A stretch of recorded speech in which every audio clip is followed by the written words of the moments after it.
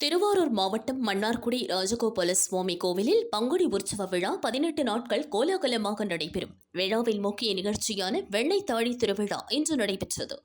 தவழும் கண்ணனாக வந்த ராஜகோபால சுவாமி மீது பக்தர்கள் வெண்ணெய் அடித்து வழிபட்டனர். கோவில் உற்சவர் ராஜகோபால சுவாமிகள் நவநீத சேலையில் சிறப்பு அலங்காரத்தில் அருள் பாலித்தார். விழாவில் திரளான பக்தர்கள் பங்கேற்று சுவாமியை வழிபட்டனர். விழாவில் உள்ளூர் மற்றும் வெளி மாவட்ட பக்தர்கள் திரளாக பங்கேற்றனர்.